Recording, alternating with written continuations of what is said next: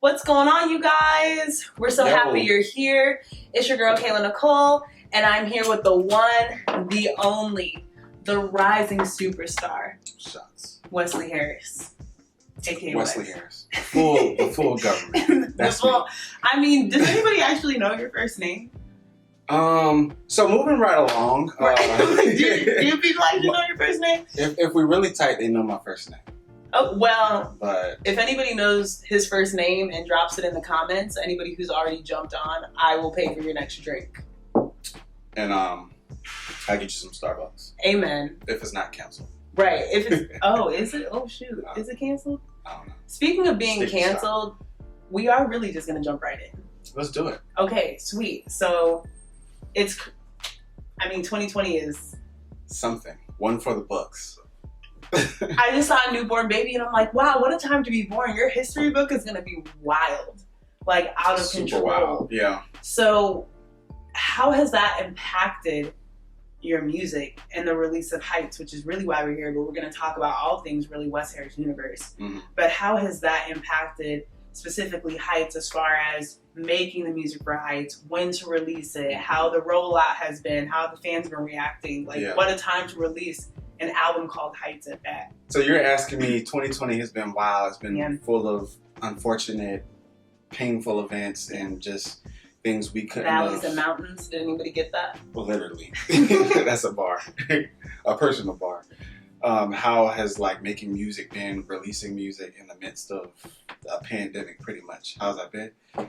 I would say it's hard because you can't really gauge it, It's like at first we're like, do we release music? We got people out here dying, we got a virus. It's like you don't want to be insensitive, but at the same time it's like nobody's doing nothing.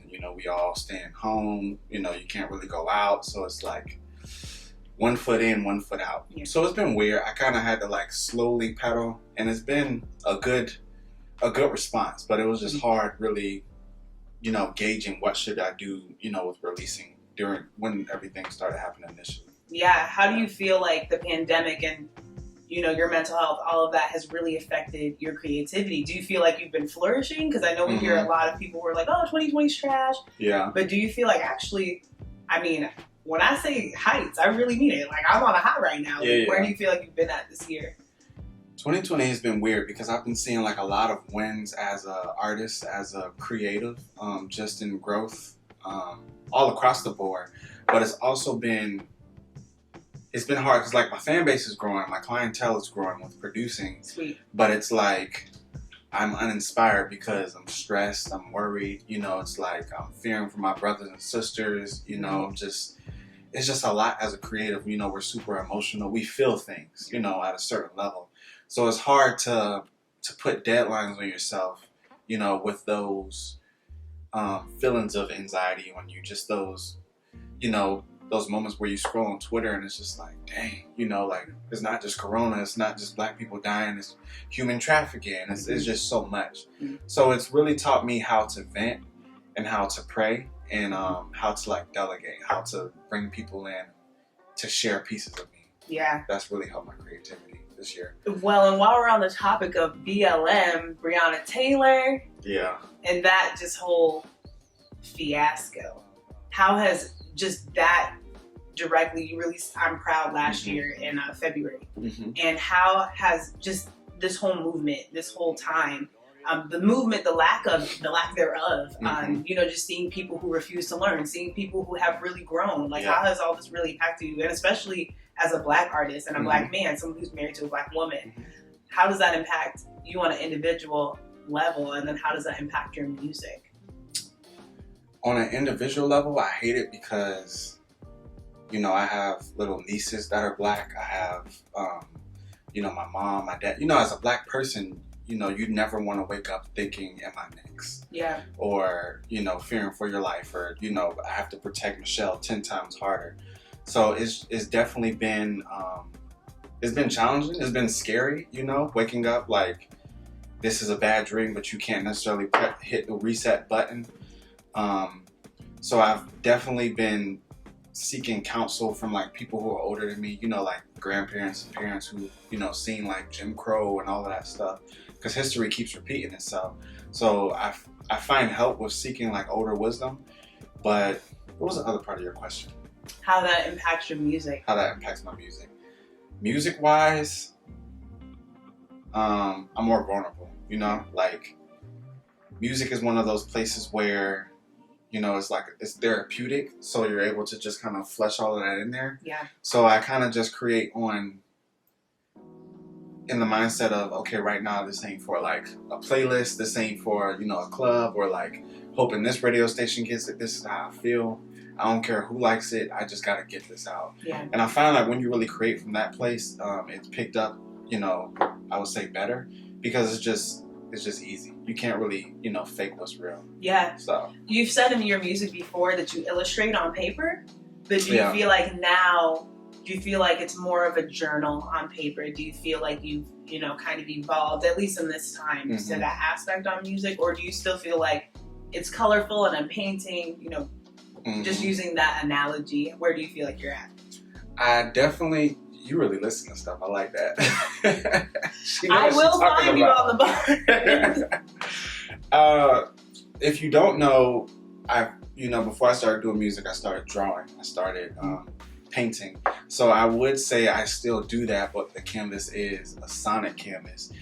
But these days, you know, with everything going on, I paint with neutral colors lately. So it's not all colorful, but it's still painted. It may be, you know, versus a silhouette, just like scribbles and just a lot of it's more abstract now. You know, with everything going on. You may feel rage, you may feel depression, but you know, working that out through the music really helps. And the canvas looks dope after it's done. So for sure. Do you feel like you're at if I can even say this, like a darker place right now, just musically? Do you feel like it's evolved more? Like it used to be light and airy, and now just with the way that your life is changing, your responsibilities are changing, and not just you, all of ours are. Yeah. Do you feel like it's getting darker? Where do you find the light? Music or life? Both. Life is bright.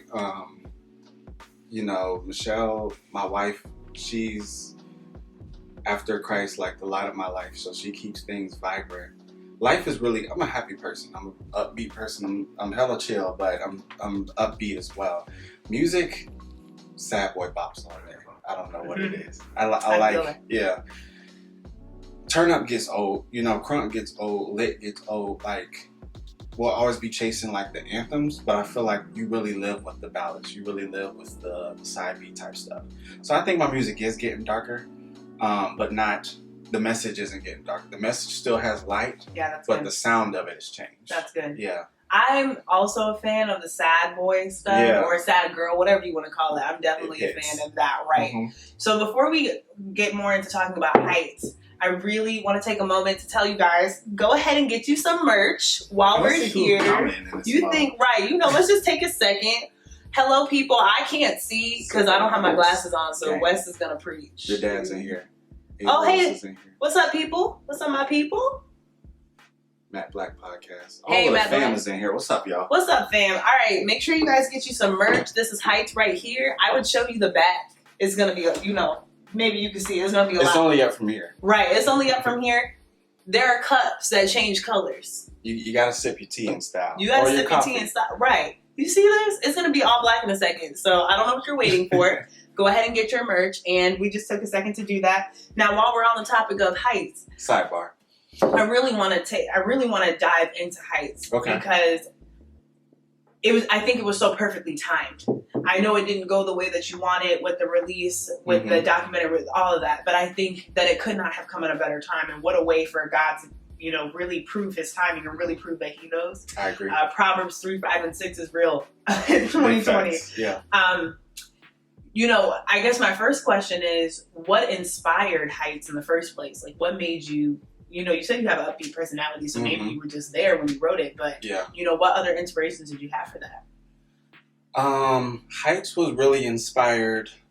I went to Disney World one day, and there was this ride called Soaring, and it was impeccable. You sit in it, there's like clouds, and you're just... That's like, a great ride. Yeah, you're soaring through like deserts, different countries, like different monuments in the world. And it was just incredible, like the feeling you get when you're on that ride. So I wanted to create an album that kind of feels like you're going somewhere. You know, everything in life is kind of relating to, you know, taking flight. You know, you have to check in, you have to deal with your baggage, you have to, you know, get on your plane, step in your purpose. You know, you get high, but it's not, you know, I'm in the flight and I'm there. It's a process. It takes time. Sometimes you're delayed. You deal with trouble, aka turbulence. Mm-hmm. So I really wanted to tell a story. And I like albums and EPs way more than singles. Everybody's like singles. Screw all that, man. Yeah. Like, put out a project. It really takes skill to put out a project and tell stories. Yeah. So I really wanted to kind of like address the fear of falling, the leap of faith.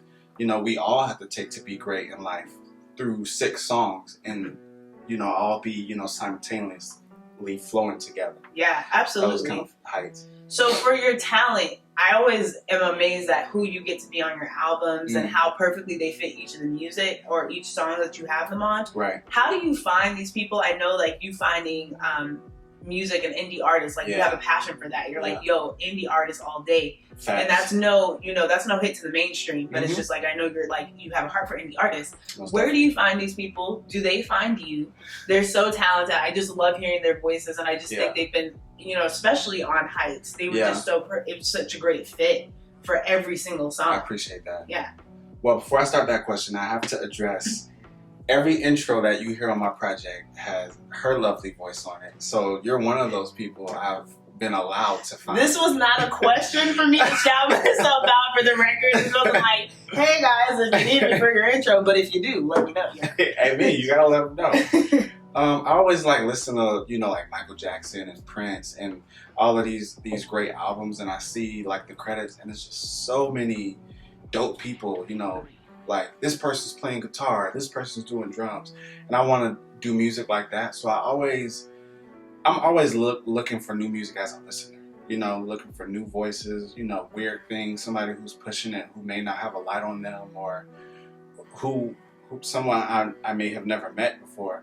So usually I'll find somebody on Spotify or maybe like SoundCloud, stalk them, you know, get on my FBI, find them on Instagram. I like it. DM them, talk, like, what are you into? Like, can we link? I found this one guy called Victor Taylor, I think his name is pronounced. He's like from the UK. Awesome guy. You know, like a lot of people have the fear of DMing or sliding in the DMs and contacting people. The worst they can say is no. Yeah. You know what I'm saying? So like with a lot of opportunities, if I see somebody who's dope, I'm like a kid in, you know, pre-K. I'm like, hey, my name's Wes. You know, I like balloons. Like, what do you like? You know what I'm saying? Like, let's get to know each other. Let's build. You know, we have something in common. Let's do it. Because cool. I think dope artistry is when you can find something outside of your genre and bring that into your genre. That's when you really, what's the word? Pioneer. Yeah. So I try to do that. So how did you know who to put on which song?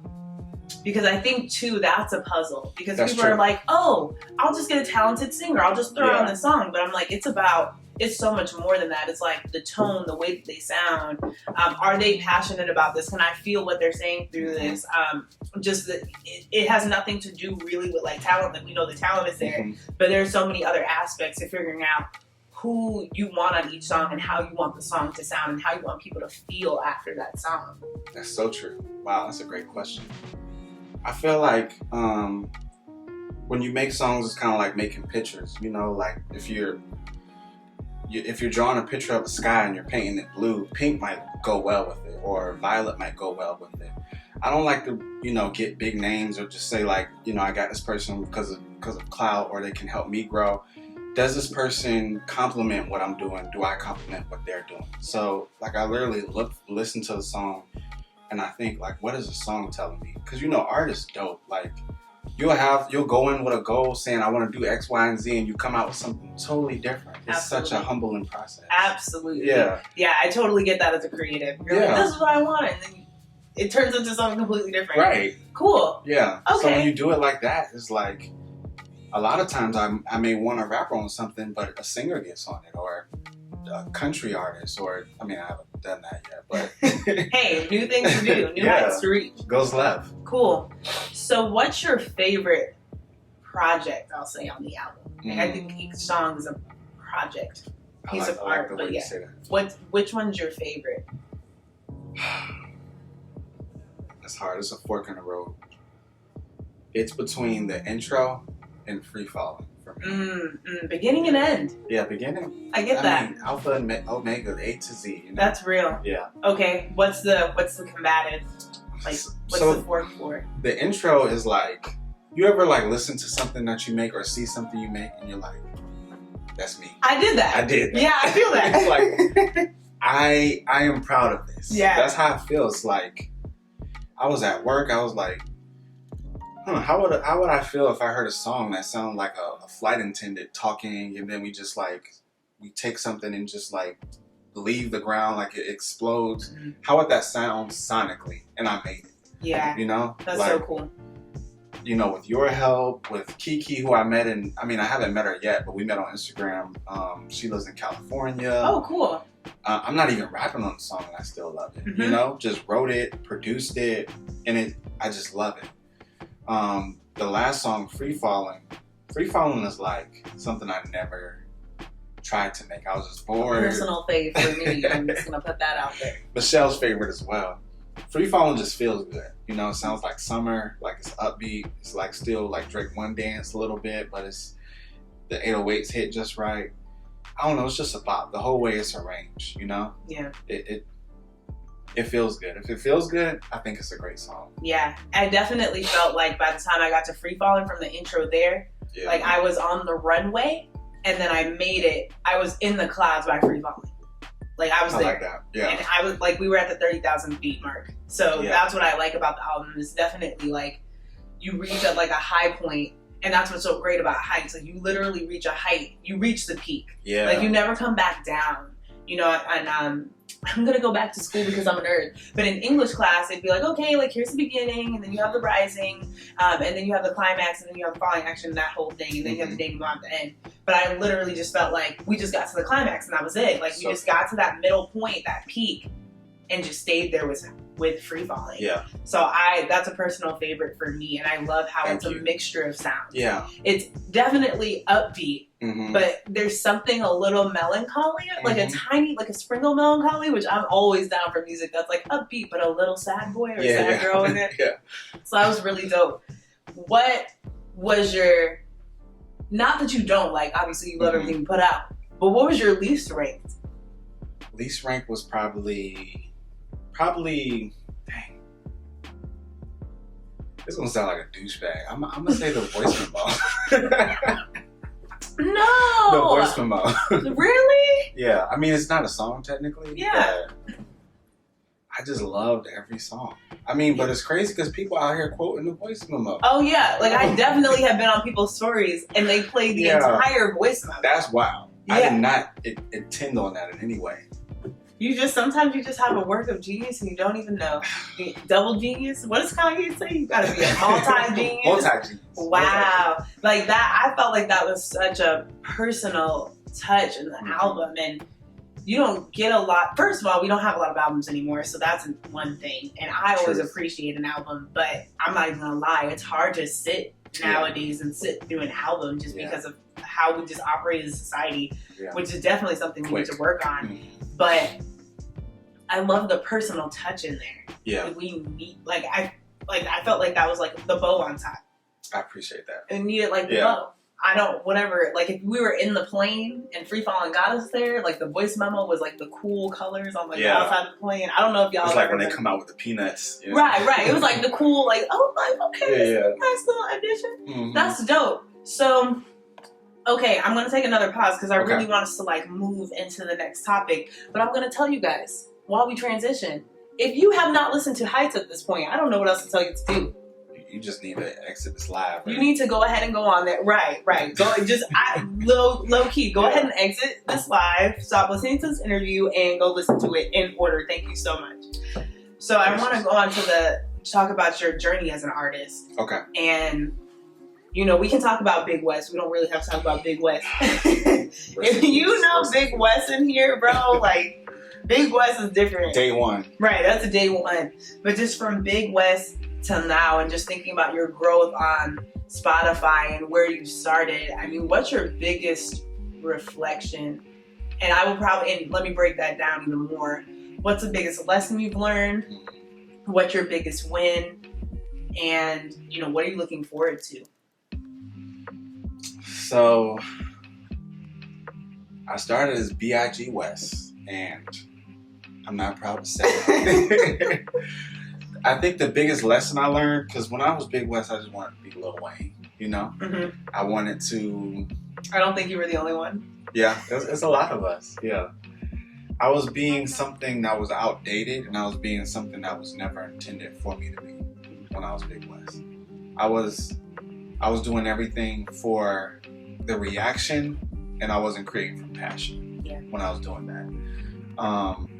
So I think the biggest reflection is, like, when I met Michelle, she told me, like, look, you're talented, I can get behind you, I can support you, but you gotta stop rapping like that. Yes, ma'am. Shout out to the wives, to the helpers, like the necks of the relationships. Yeah, bone of my bone, flesh of my flesh. Okay. I tell her all the time that I think the success in my music outside of God is from my wife. Mm-hmm.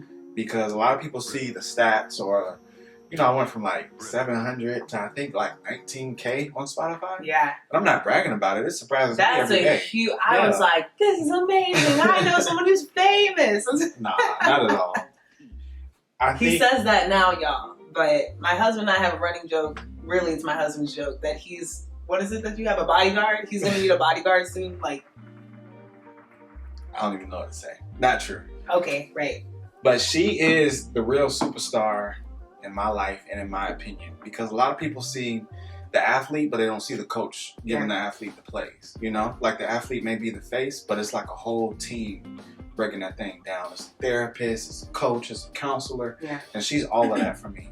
So if it wasn't for her, I'll still be doing Big Wes. I wouldn't be putting out, hey, let's just put out an instrumental album with no words. Then let's put out a real, you know, EP. Like, that's her, you know, when I'm running my marketing ideas, you know, out loud, she's there to help me with it. So my biggest reflection is realize what you need is what you have. Yeah. And that's what I realized when I, you know, found her. And I really embraced like my true artistry, my true voice, and what I'm looking forward to. Am I answering all your questions? Because that was a layer. The biggest lesson.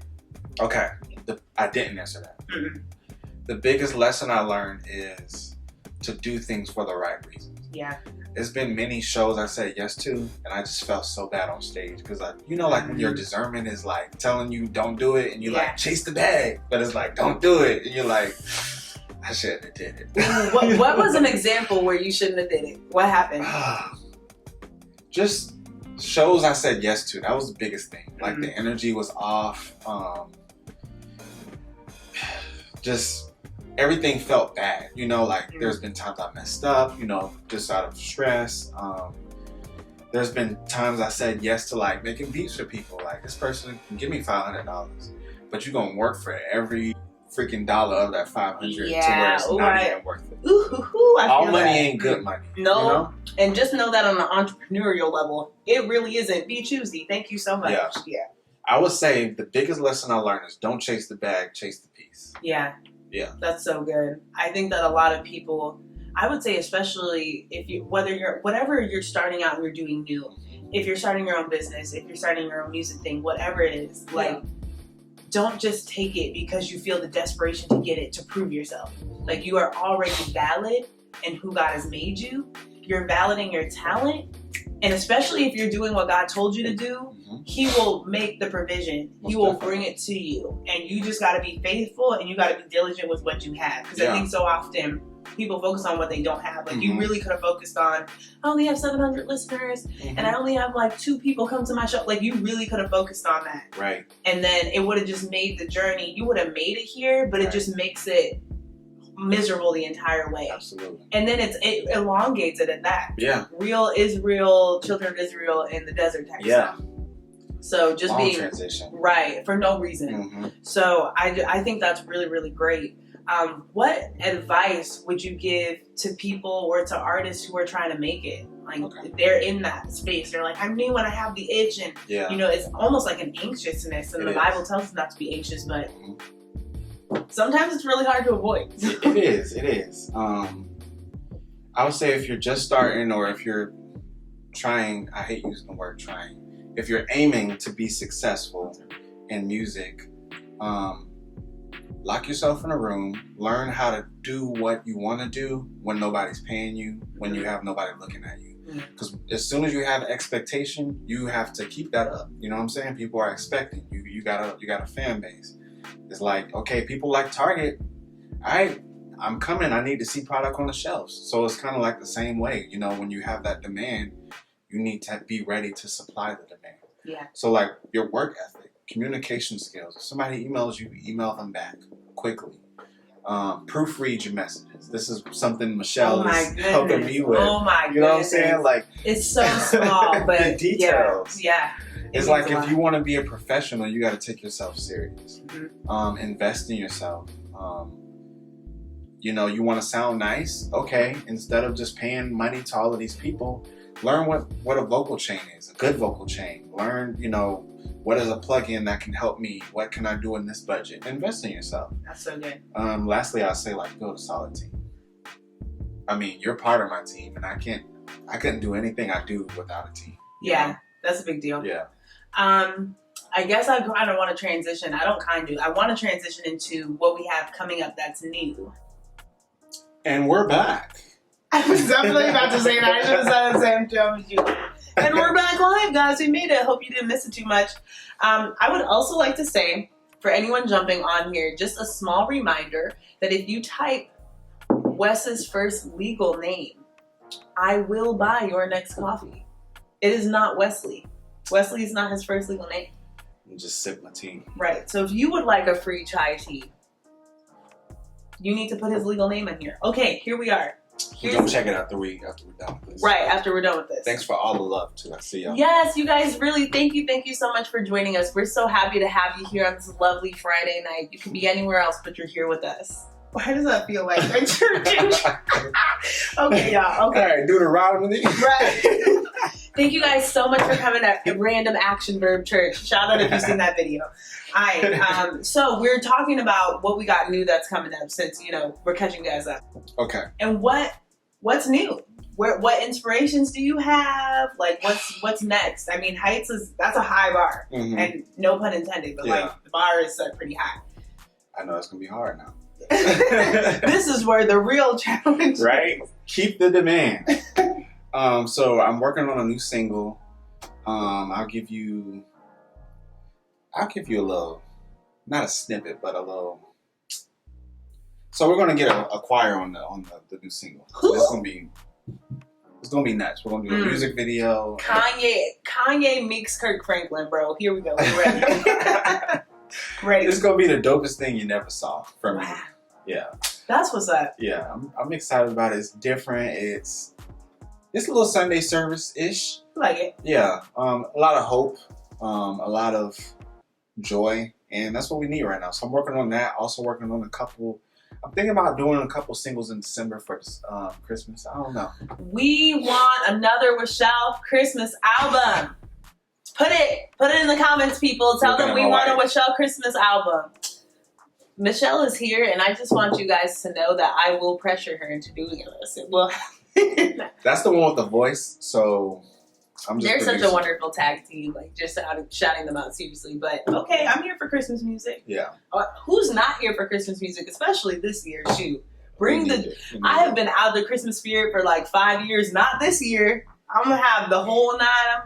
Trees gonna be up, lights. We might just go to New York. Yeah, just make it a whole thing. Yeah. So you say you have this new music coming. Yes. Oh, also next year, all right, you might be getting an album or 2 EPs. I don't know yet. All right. So if you're reading this, or if you're watching this, let me know if you want a side A and side B EP or a full album. Let me know. I'm here for side A, side B. I'm just gonna put my vote out there. I think that's like nostalgic. It's here for me. So we're talking about all this new music. Are we gonna get a little snippet? Are we gonna get a little taste and see that Wes Harris is good? Are we gonna do that? I think we'll do that. We'll do that we'll edit that in post. Okay, fair enough. So it looks like you guys are just gonna have to listen to the interview or watch it because it's gonna be good though. We want a snippet, right? I'm ready for the snippet. Yeah. Okay, cool. So I guess my final question for you is, what message do you want to give your listeners? You already talked to new musicians, but do you want to say anything to indie artists, anything encouraging, or just to people in general? Because obviously we've come full circle and it's been a rough year. I think if you're watching this, what I would like to say is protect your joy. Yeah. Watch what you watch what you listen to, or be careful what you listen to, and know that everything that enters isn't meant to enter. So out of all things, you should, guard your heart because out of it flows the matters of life. So if you want a good life, give your heart good things. Yeah. That's what I say. That's dope. Yeah. And stay inspired. Read, drink water. Seriously, drink water. It'll do wonders for your skin. So, you guys are on Instagram, but let people know where they can find you. Let people know where they can find your music. Check your Instagram out because my listeners will need to know where to find you. True. So, drop the address. We like it. On Instagram, if you're watching this, you already found me. Yeah. If you ghost follow me in real life. Like the post, comment, share, all that. Save it. Subscribe. Find me on YouTube. I'm Wes Harris. Yeah. Twitter, I'm Wes Harris. MySpace, no, I'm just kidding. All of that good stuff. And I'm on Pinterest too. So shout out Pinterest. A lot of vision is drafted through Pinterest. Guys be sleep on Pinterest. They really do. And I'm telling you, there's a lot of goodness you can find on Pinterest for everyone, not just for women, all right? Yeah. Well, I'm happy that we got to do this. This is so fun. This is like TBT, or I guess FBF because it's Friday for us. Yeah. And this is cool because we actually once upon a time kind of had a radio show, but yeah, we go way back, like at this point. Cornrows, like yeah, we go back to BIG West, so that's how it's real. We're just gonna leave that. Well, thank you guys so much for tuning in. Yes. Have a wonderful night, and make sure that you guys keep on listening to Wes. Make sure that you find me on Spinnaker Radio Saturdays at 10 a.m. to 12 p.m. Yes, it starts. My first show drops tomorrow. I like Pinterest too. Right. Austin, what's up? Wow. Oh wait, let's address some comments before we head out. Christmas for real. Ready. Who's on there? I can't see. In here. Hey, Miss Potter. Gang. Oh, y'all know I can't. I'm just squinting my eyes like I can see. I can't. She's trying to guess my name. She said Weston. So if you're trying to guess my first name, it actually starts with a K. So how about that? It's not Kayla for the record, just in case you were wondering. My first name starts with a K. William. Nope, it's not William. William, it's really not close, but it feels like a William vibe. So my name is blank Wesley Harris. That's my whole name. Yeah. Kenneth. Oh, she got it. Who got it? You going to Starbucks. Who got it? Miss Potter. All right, Miss Potter. All right, Miss Potter. Miss Potter's getting her next coffee on me, so this works out. So y'all gotta play along and tune in. I always give people that nickname. Y'all have any questions before we get? Kenneth A. Y'all in here wilding. Y'all have any questions before we get? Get your merchandise, please. All right, y'all. We out. Love y'all. Bye. Y'all the best.